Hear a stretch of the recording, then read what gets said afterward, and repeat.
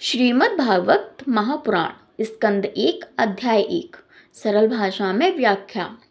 यह अध्याय श्रीमद् भागवत के प्रारंभ में भगवान श्री कृष्ण की महिमा का वर्णन करता है और यह बताता है कि यह कथा क्यों कही गई।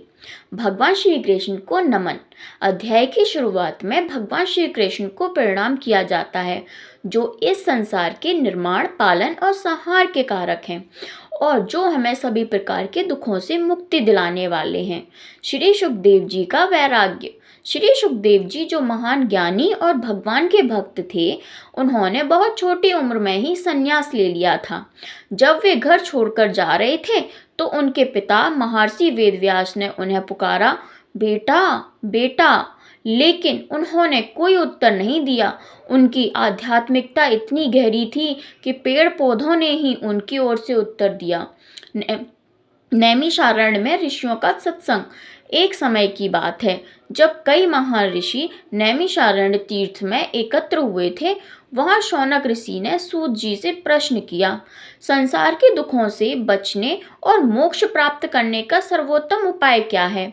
कलयुग में पवित्रता और भगवान श्री कृष्ण की कृपा प्राप्त करने का सही तरीका क्या है? सूत जी का उत्तर। सूत जी ने उत्तर दिया कि श्रीमद् भागवत महापुराण संसार के दुखों को मिटाने का सबसे उत्तम साधन है। इसे सुनने से मनुष्य को भक्ति, ज्ञान और वैराग्य की प्राप्ति होती है। जब राजा परीक्षित मृत्यु से पहले इसे सुनकर मोक्ष पा सकते हैं तो हम सब के लिए ये कितना कल्याणकारी है। श्रीमद् भागवत का महत्व।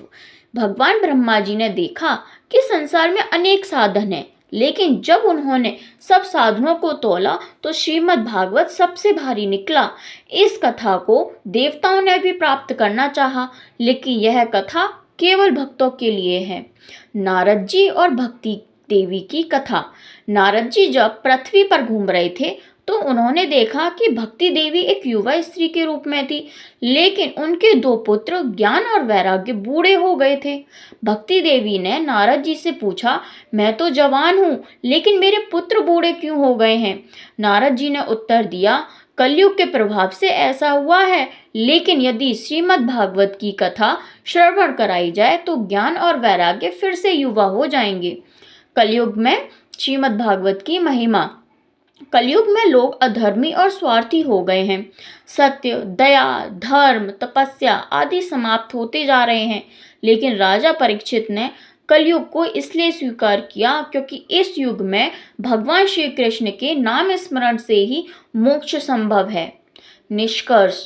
शौनक ऋषि और अन्य मुनियों ने यह जानकर कि श्रीमद् भागवत ही मोक्ष का सर्वोत्तम साधन है, इसे सुनने की प्रार्थना की।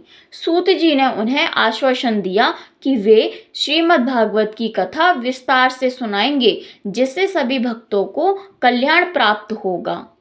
इसकी कुछ बातें हैं जो कि मैं विस्तार से बताती हूँ। भगवान श्री कृष्ण ही इस संसार में कारण हैं। श्री सुखदेव जी महान सन्यासी और भक्त थे। नैमिषारण्य में ऋषियों ने सूत जी से मोक्ष का उपाय पूछा था। सूत जी ने श्रीमद् भागवत को सर्वश्रेष्ठ ग्रंथ बताया। नारद जी ने भक्ति देवी की कथा सुनाई और बताया कि भागवत सुनने से भक्ति, ज्ञान और वैराग्य की वृद्धि होती है। कलयुग में केवल भगवान का नाम और भागवत कथा ही मोक्ष का मार्ग है। अच्छा, अब एक बात बताइए कि श्रीमद् भागवत हमें क्या सिखाता है? भगवान की भक्ति सर्वोच्च है। ज्ञान और वैराग्य बिना भक्ति के कमजोर हो जाते हैं। भागवत कथा सुनने से जन्म मरण के बंधन से मुक्ति मिलती है। कलयुग में हरि कीर्तन सबसे बड़ा साधन है। इस प्रकार श्रीमद् भागवत के पहले अध्याय में इस ग्रंथ की महिमा, इसकी कथा का उद्देश्य और भक्ति के महत्व को बताया गया है। राधे राधे।